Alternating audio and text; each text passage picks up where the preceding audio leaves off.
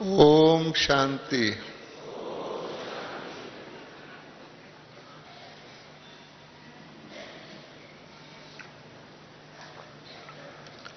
परम प्यारे बाप दादाजी के इस मधुबन के शांतिवन के डायमंड हॉल में बैठे हुए सभी डायमंड युग अर्थात संगम युग के पद्मा पदम भाग्यशाली आत्माओं, बहनों और भाइयों,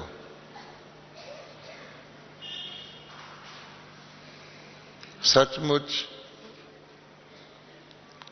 अब सारे चक्र को देखें तो कौन सा समय चल रहा है, इस पर हमें विचार करना है। वैसे तो बाबा कहते हैं कि समय के मैं भी अधीन हूं। सर्वशक्तिवान, सारे सृष्टि का क्रिएटर, सतयुग का रचने वाला परमात्मा हमारे पिता भी कहते हैं कि मैं समय के अधीन मैं भी हूं। और देखा जाए तो बाबा तो परम धाम में रहते हैं जहां समय का प्रभाव नहीं है। परम धाम काल चक्र से ऊपर है।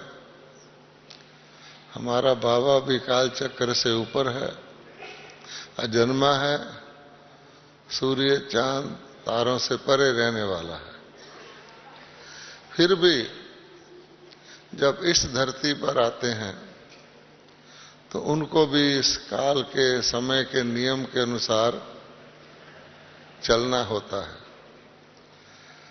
बाबा कहते हैं कि मैं भी जब टाइम पूरा होगा तो मैं भी समय के अनुसार परम धाम में चला जाऊंगा। और उससे पहले पहले मैं अपने बच्चों को पूरा पूरा वर्षा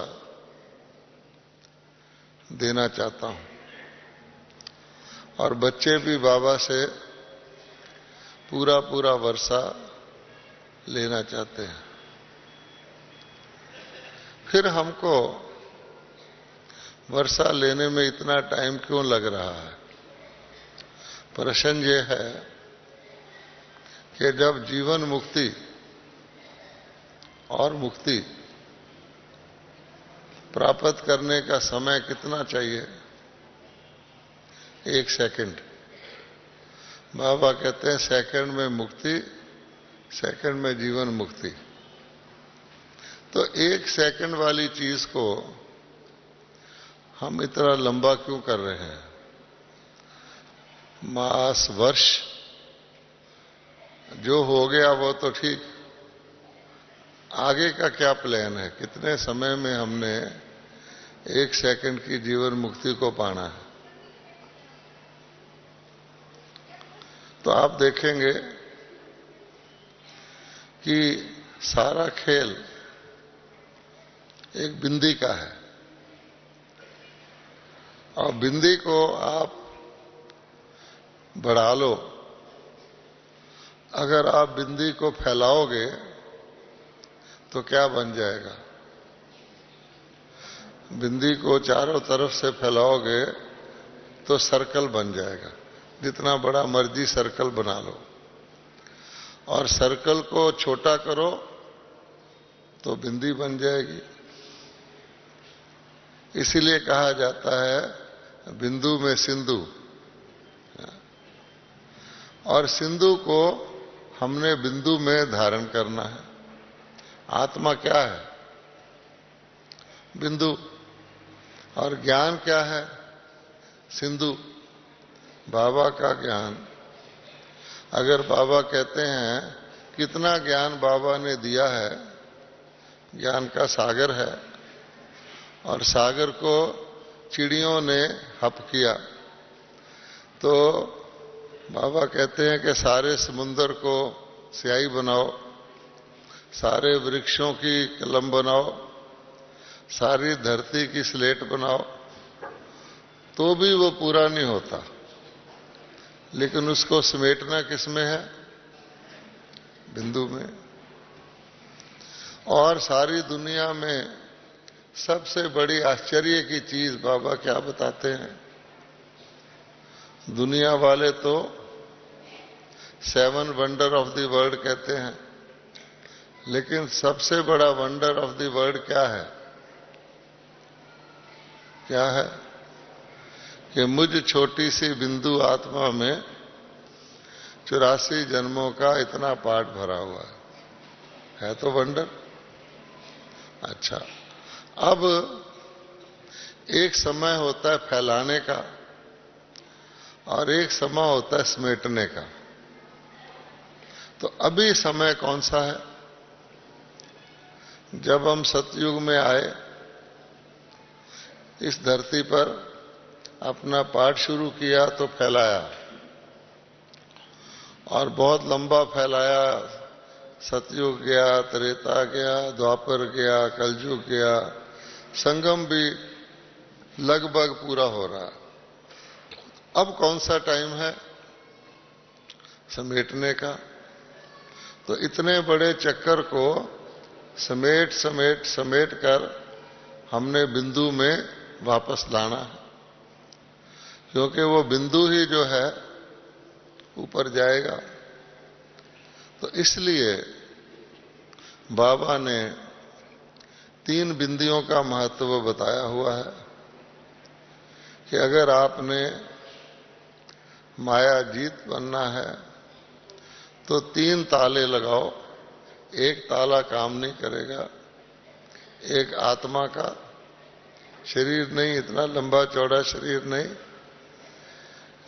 इस जन्म का भी शरीर नहीं, और पिछले 83 जन्मों का भी शरीर नहीं, मैं आत्मा हूं। इतना बड़ा ड्रामा जो है वो नहीं, ड्रामा का भी बिंदु लगाओ और बाबा का भी बिंदु लगाओ। और जो सेकंड होता है या फुल स्टॉप होता है, उसका चिन्ह भी बिंदु होता है। इसलिए जो आत्मा ड्रामा के ऊपर खड़ी है पक्का, उसकी निशानी क्या होगी? तो बाबा ने मुरली में अभी ही बताया है कि साक्षीपना, कि साक्षी होकर खेल को खेलना और साक्षी होकर खेल को देखना। जैसे नाटक का एक्टर होता है तो एक्टर सारा खेल खेलता है, लेकिन उसको पता है ये खेल है, मैं इससे अलग हूं, मुझे ये पार्ट मिला हुआ है। एक्टर को आप कोई भी पार्ट दे दो, उसको आप राजा बना दो, डॉक्टर बना दो, मरीज बना दो, जेलर बना दो, कैदी बना दो, लेबरर बना दो, एक्टर खुश है। उसको जो पैसा मिलना है वो कैदी के रूप में भी उतना ही मिलना है, जेलर के रूप में भी उतना ही मिलना है, राजा के रूप में इतना मिलना है, क्योंकि उसकी एक्टिंग पर मिलना है। और उसकी जो तारीफ होनी है, अप्रिशिएशन होना है, प्रेज होना है, ताली बजनी है, वो भी ऐसा नहीं कि राजा बनेगा तो ज्यादा ताली बजेगी, जेलर बनेगा तो कम बजेगी, नहीं, उसकी एक्टिंग पर है। और वो साक्षी रहता है, मुझे तो जो भी रोल दे दो। तो बाबा ने भी कहा है कि जैसे हमारे बाबा साक्षी होकर सारा खेल देखते हैं, तो बाप समान बच्चों को भी हम समान परमात्मा तो नहीं बन सकते, पर उनकी क्वालिटीज में बन सकते हैं। तो बाबा ने यही शिक्षा दी है कि साखी होकर रहो। तो जो ड्रामा को साखी होकर रहेगा वो बिंदी लगा सकता है। अगर उसमें थोड़ी बहुत अपनी इन्वॉल्वमेंट कर ली, उसके दुख सुख में आ गए, उसके हानि लाभ में आ गए, उसकी हार जीत में आ गए, तो फिर तो दुनिया के साथी हो गए और बाबा हमारे साखी हो गए। तो हमें बाबा के साथ रहना है, दुनिया से चलना है या दुनिया में रहना है जो खत्म होने वाली है। इसलिए महत्व आता है समय का, और समय के अंदर भी कौन से समय का।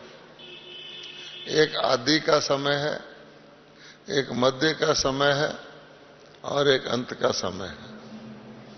आदि के समय में क्या हुआ, जब हम इस सृष्टि पर आए तो हर चीज पूर्व निश्चित थी, पक्की थी, उसमें कोई अदल बदल का, घटने बढ़ने का चांस नहीं था।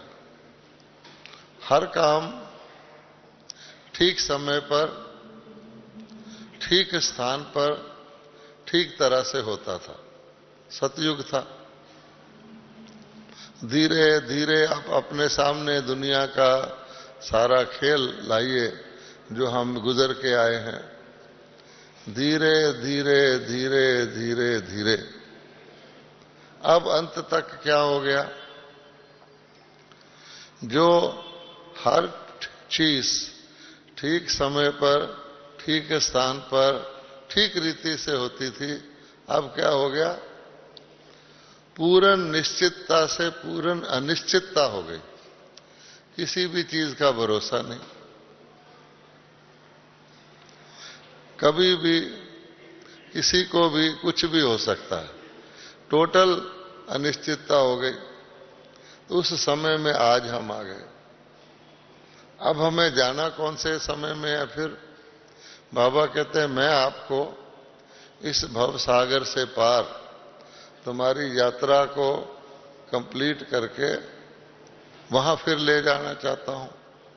तो इसलिए जो इस दुनिया में हो रहा है, जिस रीति से हो रहा है, उससे बिल्कुल चेंज करके, परिवर्तन करके हम बहुत आसानी से उस स्टेज को अभी धारण कर सकते हैं, ताकि हमें बहुत सहज रीति से हम ट्रांसफर हो जाएं। अगर नहीं करेंगे अपना ही नुकसान है, कठिनाई होगी, परेशानी होगी, दुख होगा, सजा खानी पड़ेगी। इसलिए जो बाबा ने कहा है कि बच्चे अचानक होगा और उसके लिए आपको काफी समय से, बहुत काल से अभ्यास करना पड़ेगा एवर रेडी रहने का। तो बाबा ने तो कहा था, परंतु कई बच्चे फिर अलबेले हो जाते हैं, वैसे ही चलता है, वैसे ही चल रहा है, अचानक तो कुछ हुआ नहीं, धीरे धीरे उसके आसार दिखाई दे रहे हैं। हमारी मम्मा ने इतने वर्ष पहले ये स्लोगन धारण किया। क्या स्लोगन धारण किया कि हर घड़ी को अपनी अंतिम घड़ी समझो। और मम्मा ने पास विद ऑनर कर लिया। वेट तो नहीं किया ना कि विनाश होगा तब तक मैं रहूंगी, मैं तो यज्ञ की मम्मा हूं, मुझे तो सारा संभाल करना है अंत तक, नहीं तो बच्चों को कौन संभालेगा। नहीं, तो पास विद ऑनर का मतलब होता है समय से पहले तैयार। अच्छा, अब आप देखिए कि धीरे धीरे हर चीज का नोटिस पीरियड कम होता जा रहा है। सतयुग में तो नोटिस की जरूरत ही नहीं थी। निश्चित था कि कोई भी आत्मा समय से पहले शरीर नहीं छोड़ेगी। तो इसलिए सब निश्चिंत थे। और मृत्यु भी ऐसे होगी जैसे आप रात को सो जाते हैं, कोई कष्ट भी नहीं है। स्वर्ग था, अभी ही बाबा ने मुरली में कहा स्वर्ग में क्या होता है, ना दुख ना बीमारी ना कुछ। लेकिन अभी भी कलयुग में भी कुछ समय पहले तक हर चीज का थोड़ा बहुत नोटिस मिलता था संभलने का।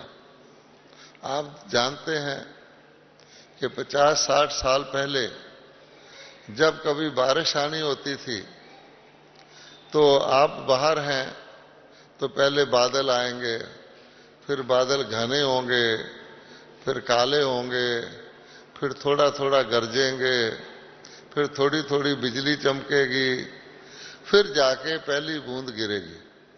तब तक आप वापस घर जा सकते हैं, आपको नोटिस मिल गया है, आप अपना सामान समेटकर अंदर रख सकते हैं। अभी क्या है, अभी वो नोटिस पीरियड घट गया है, जिसको कहते हैं क्लाउड बस्ट, फ्लैश फ्लड। यदि अचानक बादल फटा, पानी गिर गया, आपको पता भी नहीं, अचानक बारिश शुरू हो गई, बिन बादल बरसात जिसको कहते हैं, तो नोटिस पीरियड उड़ गया, क्योंकि मनुष्यों ने मर्यादा तोड़ दी। इसी प्रकार से बाबा हमको नोटिस देते रहे हैं, हमारी फाइलें भी देखते रहे हैं, बच्चों के प्रॉमिस भी सुनते रहे हैं। और अब बाबा कहते हैं कि अब नोटिस पीरियड नहीं मिलेगा। इसलिए बाबा ने शब्द क्या बोल दिया, अचानक। अचानक को सुनते हुए भी कई ब्राह्मण आते हैं, थोड़ा सा पता तो लग जाए विनाश कब होना है, थोड़ा सा तो आइडिया मिल जाए। हमें तो कुछ नहीं है, स्टूडेंट को समझाना पड़ता है।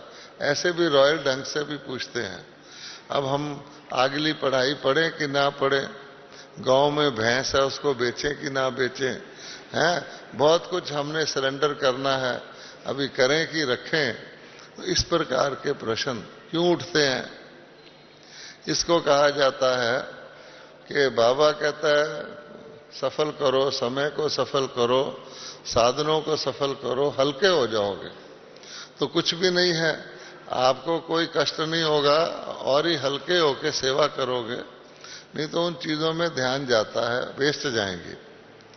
लेकिन जो और चीजों को सफल नहीं करते, समय को भी नहीं करते, समय तो निकलता जा रहा है और सबसे पावरफुल चीज समय है।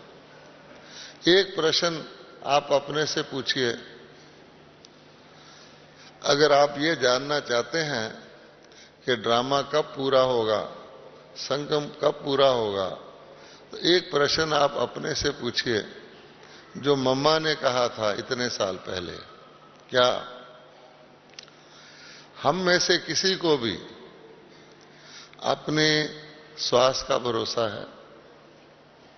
चाहे वो बूढ़ा है, बच्चा है, हेल्दी है या दमे का मरीज है। आप ये भी देखते हैं कि दमे के मरीज अभी तक जिंदा हैं, 10 साल हो गए, और जो दूसरे हैं वो बीच में अच्छे ठीक ठाक वो ऑफ हो गए, डॉक्टर भी शरीर छोड़ गए। इसलिए जब हमें अपने स्वास्थ्य का भरोसा नहीं है और कभी भी निकल सकता है, तो मम्मा का स्लोगन हमारे लिए भी है कि हर घड़ी को अपनी अंतिम घड़ी समझो। अच्छा, अगर हम सचमुच इसको मान लें, और है भी फैक्ट, क्योंकि कोई भरोसा तो नहीं है। आज हम यहां हैं, शरीर में बैठे हैं तो हमारे लिए संगम है, हम मुरली सुन रहे हैं, डायमंड हॉल में बैठे हैं, क्लास कर रहे हैं। अभी आत्मा निकल जाए तो हमारे लिए संगम रहा?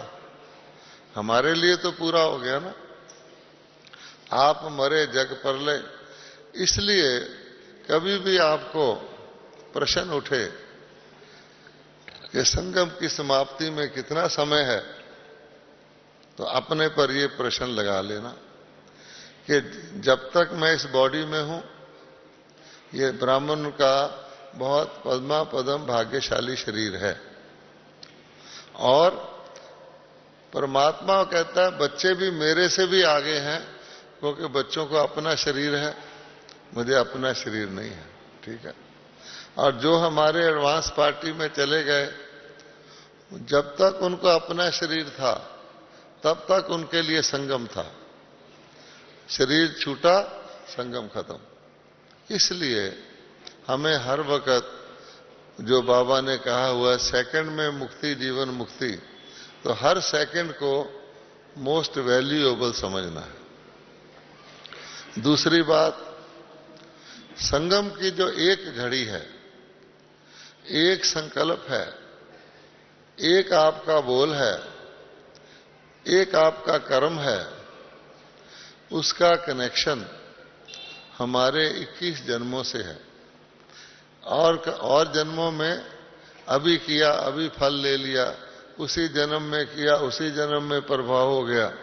लेकिन अब हमारी अवस्था का, हमारी स्थिति का, हमारे जिसको कहते हैं स्वमान का, हमारे सुख का, हमारे नशे का, जो भी इस वक्त है, उसका कनेक्शन अगले 21 जन्मों से है। क्योंकि यहां पर हम 21 जन्मों की कमाई करते हैं और जगह हम एक जन्म की करते हैं। तो हमें कितना सावधान, एक तो 21 जन्मों का फायदा या नुकसान, बल्कि बाबा कहता है कल्प कल्प का।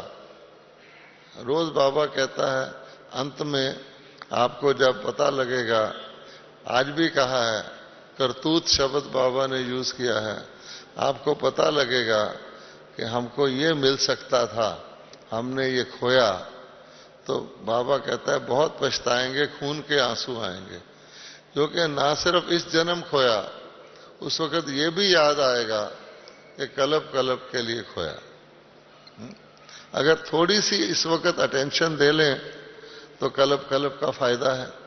तो इसलिए वो जो एक घड़ी है, वो हमारी एक संकल्प जो है वो इंपॉर्टेंट है कि मेरा इस समय अति इंद्रिय सुख में गुजरता है या इंद्रियों के सुख में गुजरता है, कमाई में गुजरता है, या वैसे ही बीत जाता है, या घाटे में भी चला जाता है। तो ये है इंपॉर्टेंट बात। और उसके लिए फैलावट जितनी करेंगे उतना अचानक समेटना तो संभव ही नहीं है। तो क्या करें फिर कि हम समेट कर काम करें। पहले समेट लें और उसके बाद काम करें कि कभी भी हमें इसमें से एक सेकंड में छूटना पड़ जाए, हमें पता भी ना हो पर हमारा छूटना पड़ जाए, तो हमें कोई अफसोस ना हो, हमें कोई ये पश्चाताप ना हो, हाय हमने ये कर दिया। अर्थात हमें अपनी संपूर्णता को धारण करके कर्म करना है, ना कि कर्म करके सोचना है अंत में संपूर्णता आ जाएगी। तो हर आत्मा अगर चाहे तो अमृत वेले बाबा से ये कहकर कि बाबा मेरा ये लक्ष्य है और इसमें मुझे कुछ शक्ति की कमी लगती है, आप मुझे साथ देना। तो बाबा कहते हैं जैसे किसी भी यज्ञ के अंत में हवन करते हैं, यज्ञ करते हैं, तो अंत में सारी सामग्री स्वाहा करते हैं। पहले तो एक एक करछी डालते हैं, लेकिन जब अंत होता है तो सारी सामग्री को उसमें स्वाहा करते, स्वाहा। तो बाबा कहता है इसलिए मैं भी, क्योंकि अंत का समय है, तो बच्चों को थोड़ी सी हिम्मत का पद्मा पदम से भी ज्यादा मदद करता हूं। शर्त यही है, हिम्मते बच्चे मददे बाप। ये नहीं कि बाबा तो बिना हिम्मत के मदद करके हिम्मत भी तू दे जा, नहीं। क्योंकि मेरे अंदर इच्छा होगी, भूख होगी तो मैं भोजन करूंगा। अगर इच्छा ही नहीं है तो हलवा पूड़ी भी मेरे लिए बेकार है। इसी प्रकार से हीरों की पद्मा पदम प्राप्ति भी वही कर सकता है, कम से कम इच्छा तो रखे, एक कदम तो रखे। इसलिए बाबा कहते हैं आप लंबा चौड़ा प्लान ना बनाओ, अमृत वेले जो आपको चाहिए।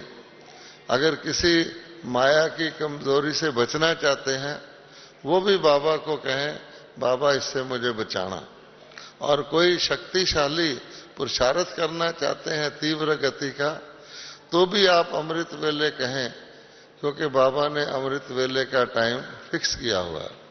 रोज बाबा कहते हैं इसको ड्यूटी समझकर, नियम समझकर नहीं करना, अच्छी तरह से इसका लाभ लेना, क्योंकि बाबा उस वक्त बच्चों से खास टाइम रखते हैं मिलने का। तो आप देखेंगे सारे दिन में अगर कोई ऐसी, जो बाबा ने आपने बाबा को कहा था, बाबा इस कमजोरी से मेरी मदद करना, उसकी परिस्थिति आएगी तो बाबा 3 बारी मदद करेगा। आप देखना, उसको आने नहीं देगा, दूसरी बारी भी नहीं आने देगा, तीसरी बारी भी नहीं आने देगा। लेकिन अगर उस वक्त आपने उसका लाभ नहीं उठाया तो चौथी बारी आ जाएगी। फिर आप बाबा को दोष नहीं देना। इसी प्रकार से आपको कोई हिम्मत का काम करना है तो बाबा आपको उसमें एक्स्ट्रा मदद करेगा, 3 बार करेगा। अच्छा, अब शाम को सोने से पहले बाबा कहता है अभी मैंने धर्मराज का रूप धारण नहीं किया, करने वाला हूं, लेकिन अभी तक बाप और धर्मराज मिक्स है। हमको आगे सजा हमारी पेंडिंग हो जाती थी, अब तुरंत की तुरंत मिल जाती है, क्योंकि यही सजा मिल जाती है कि आपका योग नहीं लगेगा। आप कोई भी अवज्ञा कर लो, आप देखोगे आपका योग नहीं लगेगा, तो कमाई गई। ये सजा तो रोज मिल रही है। फिर भी बाबा कहते हैं शाम को सोने से पहले अगर क्षमा मांग लोगे तो धर्मराज के पास तो नहीं जाना पड़ेगा। अभी शाम को बाबा मैंने ये कहा था, ये दिनचर्या में चलाया था, लेकिन नहीं हो पाया, आप सिंसियरली क्षमा मांग लो, अगले दिन नहीं करूंगा, तो बाबा फिर भी आपको शक्ति देंगे, अगले दिन आपको और आगे ले जाएंगे। लेकिन इसमें है तीव्र पुरुषार्थ और ज्वालामुखी योग। ज्वालामुखी योग का मतलब यह है कि जैसे आग जल रही हो तो उसके आसपास मच्छर मक्खी कोई चिंदा परिंदा नहीं आता, दूर रहते हैं। ऐसे ही आपका मुख अर्थात आपका चेहरा अगर इतना तेजोमय है, योग युक्त है, पावरफुल है, तो कोई भी माया का या कोई खराब वाइब्रेशन आपके नजदीक नहीं आएगा। आप करके देखो। हर वक्त बाबा कहता है स्नेह में बहुत चल रही है, अब शक्ति रूप में चलना है। तो आप करके देखोगे तो अगर शाम को आपको थोड़ा परसेंटेज भी कमाई की फीलिंग आएगी, शक्ति की फीलिंग आएगी, तो वो आपको अगले दिन और उत्साहित करेगी कि अभी मैं और करूं। लेकिन अगर लापरवाही की तो फिर ये समय भी, अंतिम समय भी चले जाएगा। इसलिए कहने को बहुत आसान है, फुल स्टॉप लगाओ। हर एक जानता है फुल स्टॉप लगाओ। फुल स्टॉप का मतलब होता है ब्रेक। जैसे कोई कार या मोटर चल रही है, अचानक उसको ब्रेक लगानी पड़ती है। अगर उसकी ब्रेक पावरफुल है तो बड़े से बड़ा एक्सीडेंट भी बच जाता है, और अगर उसकी ब्रेक ढीली है, लगाए यहां और एक गज बाद जाके कार रुके तो एक्सीडेंट का पूरा खतरा है। इसी प्रकार से अगर हम समेटने का अभ्यास ही नहीं करेंगे, अचानक और के लिए एवर रेडी नहीं रहेंगे, तो दुनिया में हर चीज अचानक होती है।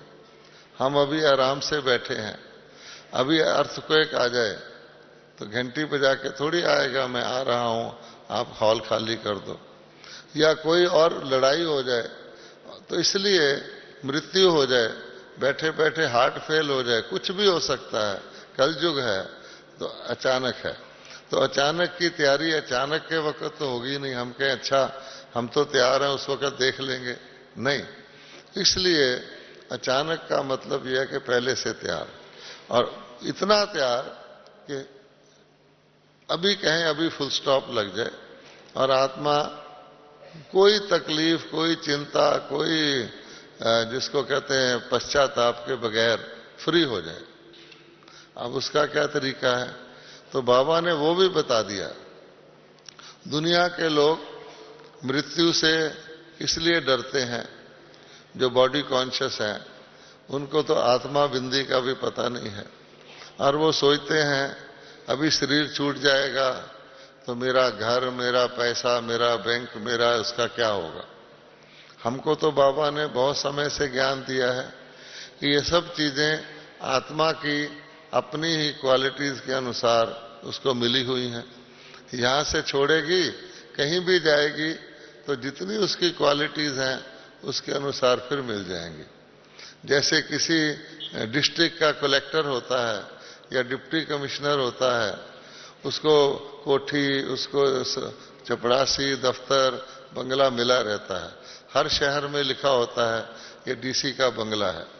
अच्छा, अगर एक डीसी बदल के दूसरे प्रांत में चला जाता है, दूसरे डिस्ट्रिक्ट में दूसरा आ जाता है, तो उसको वो बंगला फिक्स है, उसमें जाना है।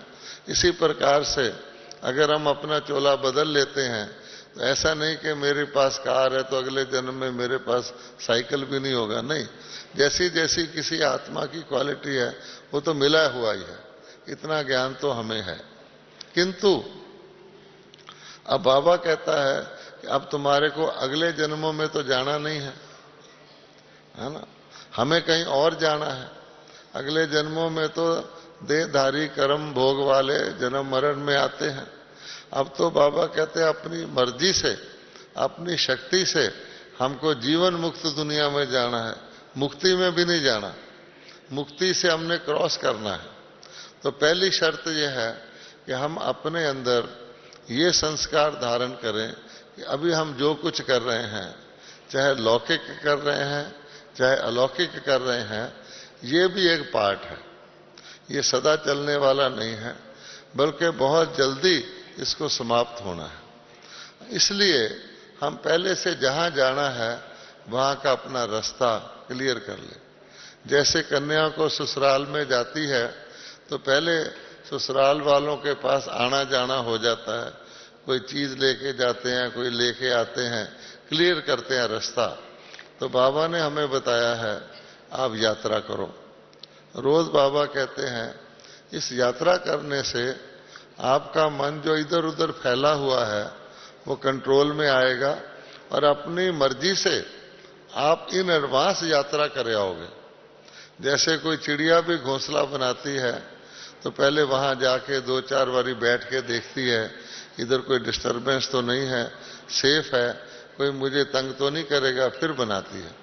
तो बाबा ने तो हमें, लोग ज्योतिषी से पूछते हैं मेरा आगे क्या होगा, तो बाबा कहते हैं मैं तो आपको भी त्रिकालदर्शी बनाया है और भी ज्यादा सारे विश्व का ज्ञान दिया है, आपको अपने लिए भी यात्रा करना सिखाया है। और उसमें बड़ा मजा आता है, हद की बुद्धि बेहद की हो जाती है, छोटी छोटी बातों से ऊपर उठ जाते हैं, फ्लाइंग स्टेज हो जाती है और आप लोक पर लोक का चक्कर लगा लेते हैं, सारे कल्प का चक्कर जो है वो लगा लेते हैं, क्योंकि आपको सारे वर्ल्ड की हिस्ट्री और सारे ज्योग्राफी ब्रह्मांड की बाबा ने सिखाई है ना। और दुनिया में कोई ऐसा भाग्यशाली नहीं है जिसको बाबा ने इतना सम्मान दिया हो, इतना दिया हो कि उसको अपने सारे पास्ट, प्रेजेंट, फ्यूचर का पता हो।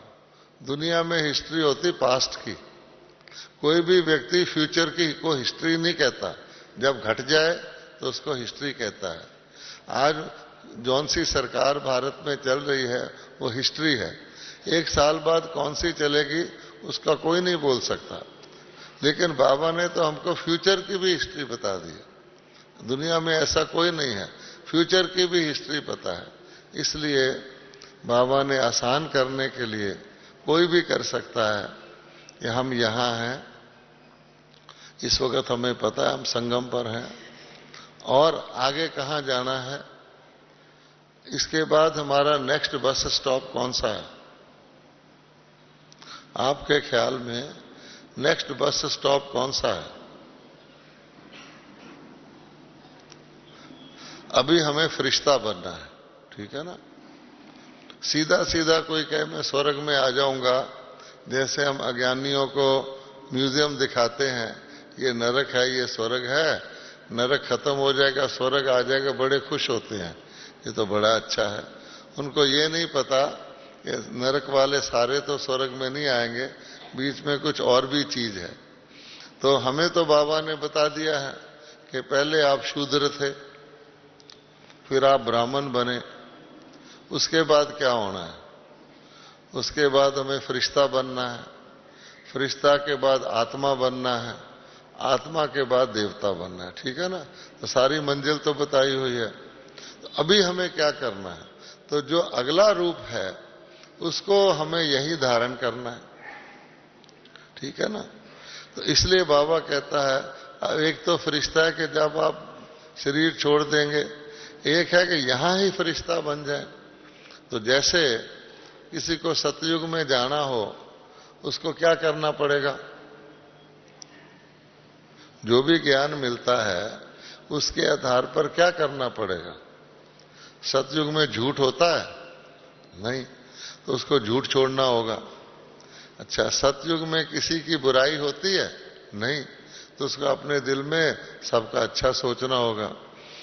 तो सतयुग में अभिमान होता है? नहीं, तो अभिमान छोड़ना होगा। क्रोध होता है? नहीं, क्रोध छोड़ना होगा।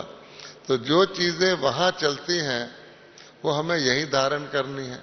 ऐसे थोड़ी कोई डेट फिक्स है या समय फिक्स है, उसके बाद सतयुग आएगा, हम अचानक अभिमान छोड़ देंगे, अचानक क्रोध छोड़ देंगे, नहीं। तो ये बाबा ने हमें तैयारी का समय दिया हुआ है। जो भी ज्ञान देते हैं, जो भी योग सिखाते हैं, उसका भाव यही है कि हम उन संस्कारों को यहां धारण करें और प्रैक्टिस में लाएं जो वहां चलने हैं। तो जितने % हम ला देते हैं उतना पहले आ जाएंगे, जितना दूसरों को भी लाते हैं उतना हमें ऊंचा पद मिल जाएगा, और अगर थोड़ी कमी रह जाएगी तो फिर हम बाद में आएंगे। सीधा सीधा हिसाब है। अगर युद्ध ही करते रहे अंत तक कि करूंगा, होता नहीं, कभी जीत लिया कभी हार लिया, तो त्रेता में आ जाएंगे। सीधा सीधा हिसाब है। तो हर एक को अपना अपना करना है। बाबा तो सबको बराबर देता है। इसलिए जिस प्रकार से हमें वो पूंजी दैवी गुणों की धारण करनी है, क्योंकि हमारी क्वालिफिकेशन क्या है? सर्वगुण संपन्न। क्या मतलब हुआ? सारे गुण आने चाहिए। 16 कला संपूर्ण, एक भी कला कम नहीं। कि ब्राह्मण कहे मैं ये नहीं कर सकता, मेरे से ये नहीं हो सकता, मैं इससे बात नहीं कर सकता, बड़ा भारी है बाबा, मैं तो इससे बोल नहीं सकता, इस समस्या को पार नहीं कर सकता। तो 16 कला का मतलब क्या होता है? हर प्रकार की युक्ति से मुक्ति। हर एक बाबा ने हमको बहुत तरीके सिखाए हैं, हर चीज के तरीके सिखाए हैं, हर परिस्थिति के सिखाए हैं। तो इम्तिहान तो हमें पास करना है या बाबा को करना है? कि बाबा तू पेपर भी, पढ़ाई भी करा दे और पेपर भी दिया हमारी तरफ से। तो कई ब्राह्मण ये सोचते हैं, बाबा आप सर्वशक्तिवान हो, मुझे बचाओ ना, मुझे बचाओ ना, ऐसे करते हैं। तो बाबा कहता है मैं तो सिर्फ गाइड हूं। इसलिए हमको सर्वगुण संपन्न, फिर आगे क्या है? संपूर्ण निर्विकारी। ये जो यहां पर चीज चलती है वो तो वहां होनी नहीं। तो अगर 16 कला की जगह 14 कला संपूर्ण हो गए, वो भी फिक्स है, त्रेता में चले जाओ। अगर संपूर्ण निर्विकारी नहीं हुए तो सजाएं खा के, फिर वो कोई सजा खाए तो उसको पद नहीं मिलता। आजकल भी गवर्नमेंट का जो फॉर्म होता है उसमें लिखा होता है, तुम कभी जेल में गए हो? अगर कोई कह दे यस, तो उसको छोटी मोटी क्लर्क की नौकरी दे देते हैं, ऑफिसर नहीं बनाते। और पासपोर्ट भी तभी देते हैं विदेश में जाओ, उसमें लिखा होता है तुमको कभी किसी प्रकार का मुकदमा चला है? तो यह बाबा ये कहता है सीधी सीधी बात है, आपको इन सब चीजों से मुक्त होना है, इसीलिए पढ़ाई है। और अब आ गया अंत का समय, तो नेक्स्ट हमें फरिश्ता बनना। सीधा हम आत्मा भी नहीं बन सकते, तो फरिश्ता बनना है। तो फरिश्ते में क्या होता है वो हमें यही अभ्यास कर सकते हैं। भले हम शरीरधारी हैं, लेकिन फरिश्ता क्या होता है? लाइट। एक तो रोशनी का होता है और एक हल्का होता है। अच्छा, रोशनी का होने का क्या मतलब हुआ कि अगर बाबा ने कहा है कि मैंने तुमको ये सोमान दिया है कि आप आसानी से मेरे को तेरा करके फरिश्ता बन सकते हो। अच्छा, लास्ट मुरली यही थी, मेरे को तेरा। अर्थात आप ट्राई करके देखो सुबह से शाम तक कि जब हमने कहा बाबा हम तेरे हो गए, मेरा सब कुछ तेरा और तेरा सब कुछ मेरा, ठीक है, हमें फायदा है, हमारा तो कुछ खास है नहीं, बाबा का सब कुछ है। अब बाबा कहता है जब तुमने कहा मेरा सब कुछ तेरा, उसमें आपका मन भी आ गया। ऐसे तो नहीं मन मेरा बाकी सब तेरा, ये तो नहीं हो सकता। अच्छा, अब हमारे मन में जो चलना चाहिए वही चलना चाहिए जो बाबा चाहता है। जब उसका हो गया, हम हो गए मन के ट्रस्टी, तो इसलिए अब आप मेरे मन को इधर उधर नहीं कर सकते, उसमें वेस्ट नहीं ला सकते। मंदिर में लोग कूड़ा नहीं रखते हैं, दुनिया के मंदिर में आप अपने मन मंदिर में कूड़ा कैसे रख सकते हैं? फालतू की चीज कैसे रख सकते हैं? इसी प्रकार से बाबा ने कहा मेरा सो तेरा कर दो। अच्छा, कोई गड़बड़ भी हो जाए, बाबा कहता मैं संभाल लूंगा, तुम्हारे व्यर्थ संकल्प भी मैं भस्म कर दूंगा, पर मेरे को तेरा करो। तो फरिश्ता बनने के लिए लाइट हो जाएंगे। जो ही आपने मेरा कहा, आप भारी, आपके ऊपर लगेगा बहुत बड़ा बोझ है, बहुत सारे टोकरे रखे हुए हैं। जो ही आपने तेरा कहा, काहे का बोझ, अब भगवान ने ले लिया। तो उसके लिए क्या करना पड़े? हर वक्त बाबा को दिल में रखना पड़े। जब बाबा दिल में आ जाएगा तो कूड़ा तो आएगा ही नहीं। इसलिए बाबा कहता है सिंपल है, प्रेम से मेरे साथ योग लगाओ। ब्रह्मा बाबा भी कहते थे हमें, तुम मेरे को याद करके शिव बाबा को आबू रोड से आबू पैदल चले जाओ माउंट, थकोगे नहीं। आप करके देख लो, कभी भी आपको बाबा को साथ रखो तो जो बात आप इम्पॉसिबल समझते हो जाएगी, इम्पॉसिबल लगेगा ही नहीं। आप बाबा की याद में चाहे बुखार भी चढ़ा हुआ हो, आपको लगेगा ही नहीं। सिर्फ यह है कि वो याद पक्की होनी चाहिए। हम क्या करते हैं, वक्त पे याद कर लिया, जरूरत आई तो याद कर लिया, बाकी भूल गए। तो बाबा कहता है तुम खाते पीते सोते जागते उठते बैठते करो। और इसीलिए उसने सेवा दी है। सेवा को हम दूसरे की नहीं करते, हम अपनी करते हैं। ईश्वरी सेवा का मतलब क्या है कि जब इस धंधे में लगे रहेंगे, चाहे आप लौकिक में भी हैं, ट्रस्टी बन के लगे रहेंगे, तो क्या होगा कि आपका सारा मन ईश्वरी कार्य में गिना जाएगा। कुछ समय पहले भी मुरली आई थी कि अगर आप संकल्प करते हैं, बोलते हैं, कर्म भी करते हैं, लेकिन ईश्वरी करते हैं, तो उस प्रकार से आपका वो अकर्म ही गिना जाएगा, क्योंकि उसमें बोझ नहीं है, अपने लिए थोड़ी कर रहे हैं, ऑन गॉडली सर्विस ओनली कर रहे हैं। लेकिन उसको करते हुए भी अगर अभिमान आ गया, मान लो आपने यज्ञ में कुछ पैसा दिया, अच्छा पैसा दिया, किसके लिए दिया? शिव बाबा को तो नहीं चाहिए, वो तो वासना लेता है, वो तो खाना भी नहीं खाता, कपड़े भी नहीं पहनता, तो किसको दिया? शिव बाबा का यज्ञ है। क्यों दिया? इसलिए दिया कि देने में लेना है। तो लेकिन अगर मुझे सूक्ष्म में भी ख्याल आ गया मैंने दिया, या दिखा कर दिया, या किसी को बता तो दें मैं ये दे रहा हूं, है? या दूसरे से ज्यादा दिया, ऐसा फीलिंग आ गया, तो आपको कोई अति इंद्रिय सुख, कोई शक्ति, कोई मजा नहीं आएगा। ऐसे ही है, अगर आपने सचमुच गुप्त रीति से भावना से दिया लेने के लिए, तो आपको देखोगे 1 रुपए में भी बहुत खुशी होगी। ऐसे ही हर चीज है। तो अभिमान आया, तब बाबा ने कह रखा है कि निमित्त बन के फरिश्ता, मैंने निमित्त बन के। प्रकाशमणि दादी यज्ञ संभालती थी, अभी दादियां यज्ञ संभालती हैं, तो निमित्त बन के। फिर निर्माण बन के, फिर निर्मल हृदय से बन के। तो ये जो उन्होंने बताया हुआ है, ये फरिश्ता बनने की चाबी है।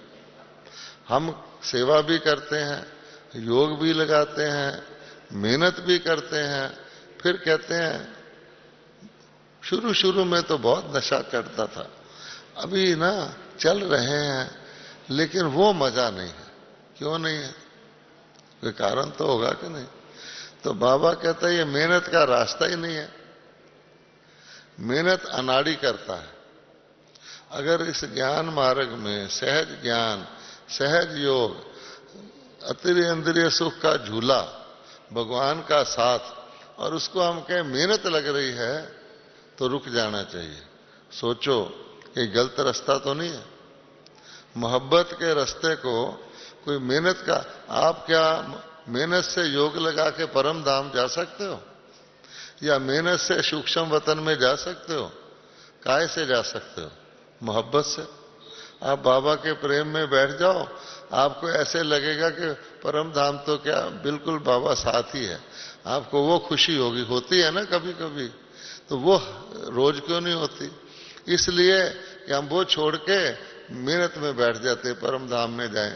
सारा दिन दुनिया के इधर उधर के धंधे मन को फैलाया हुआ है, आधा टाइम तो उसको समेटने में ही लग जाता है, फिर मेहनत लगती है तो निराश भी हो जाते हैं।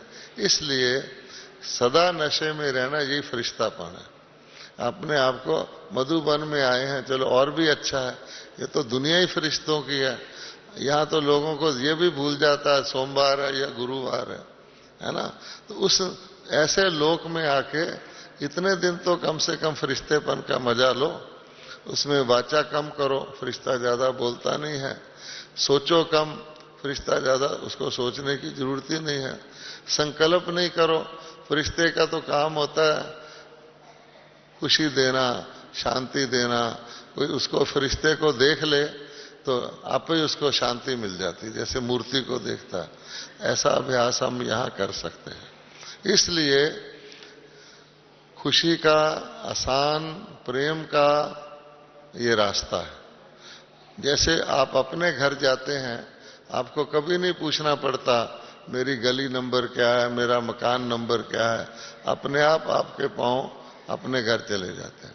किसी दूसरे के घर जाना हो तो 4 बारी पूछेंगे, उसने बताया भी होगा कि लेटर बॉक्स आएगा, फिर ये आएगा, फिर भी 4 बारी पूछेंगे ठीक रास्ते पर हूं।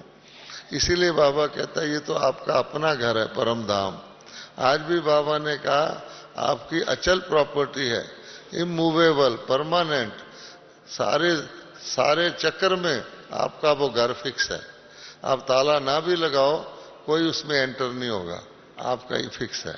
और दूसरी ये है चल प्रॉपर्टी, ये तो सारा चक्कर घूमते हैं।